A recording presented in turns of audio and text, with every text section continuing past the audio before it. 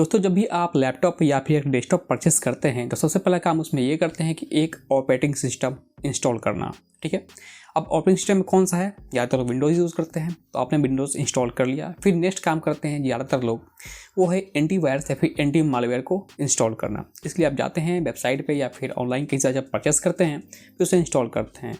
आखिर क्यों? क्योंकि आपको पता है कि सबसे ज़्यादा वायरस या मालवेयर जो आते हैं वो आते हैं विंडोज़ ऑपरेटिंग सिस्टम पे। लेकिन फिर सवाल ये है कि आखिर क्यों?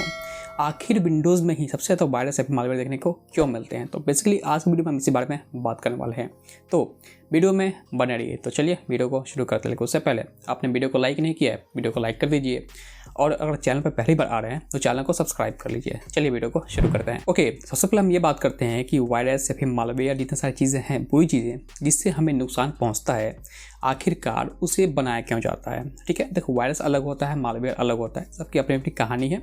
तो सिंपली मैं ब्रीफ में समझाने की कोशिश करता हूँ। जो वायरस होता है बेसिकली आपके सिस्टम को ख़राब करता है, अपने फाइल को ख़राब करता है। तो फिर बात आता है मालवेयर का। देखिए मालवेयर भी बहुत कैटेगरी के होते हैं। एक होता है स्पाईवेयर, फिर ट्रोजन हॉर्स, ऐसे बहुत सारी चीज़ें होती हैं। ठीक है, तो सबका काम एक ही होता है। जो मालवेयर बेसिकली होते हैं उनका काम होता है इन्फॉर्मेशन चोरी करना, हम पर नज़र रखना, जासूसी करना, हमारी इंपॉर्टेंट इन्फॉर्मेशन को चोरी करना, जैसे कि हमारा आईडी और पासवर्ड, चाहे बैंकिंग का इन्फॉर्मेशन हो गया, लॉगिन आईडी, पासवर्ड, फिर डेबिट कार्ड, क्रेडिट कार्ड जो भी डिटेल्स होते हैं, नंबर, एक्सपायरी डेट, सारी चीज़ों को चोरी करना काम होता है। एक तरह से आप बोल सकते हो कि उनका काम होता है हमें नुकसान पहुँचाना। ठीक है, आप समझ गए कि वायरस क्या काम करता है, मालवेयर काम करता है, जितनी सारी बुरी चीज़ें हैं वो काम क्या करती हैं, आप समझ गए।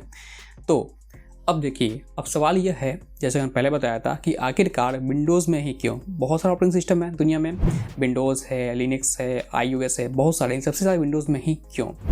इसका रीज़न है यूज़र बेस। आपको शायद पता हो सबसे ज़्यादा विंडोज़ ऑपरेटिंग सिस्टम को यूज़ किया जाता है पर्सनल कंप्यूटर्स पे। ठीक है, सर्वर्स में भी यूज़ किया जाता है ऑपरेटिंग सिस्टम को। लेकिन जहाँ तक बात है विंडोज़ का, 73 से 77% लोग विंडोज़ ऑपरेटिंग सिस्टम का इस्तेमाल करते हैं। फिर आता है नेक्स्ट 15% iOS, फिर बाकी सारी चीज़ें आती हैं। हम बात कर रहे हैं पर्सनल कंप्यूटर्स पे जो कि हम लोग यूज़ करते हैं। ठीक है, एक नॉर्मल यूज़र यूज़ करता है उसके बारे में। इतना मेजॉरिटी ऑफ पीपल लोग यूज़ करते हैं विंडोज़ को, तो इसलिए जो हैकर्स होते हैं, अटैकर्स होते हैं, इनका काम यही होता है कि लोगों के सिस्टम को ख़राब करना। हालांकि ख़राब करने का काम तो काफ़ी कम हो गया, लेकिन सबसे ज़्यादा जो चल रहा है वो है इन्फॉर्मेशन को चोरी करना। इन्फॉर्मेशन चोरी करने के बाद लोग पैसे गायब कर देते हैं।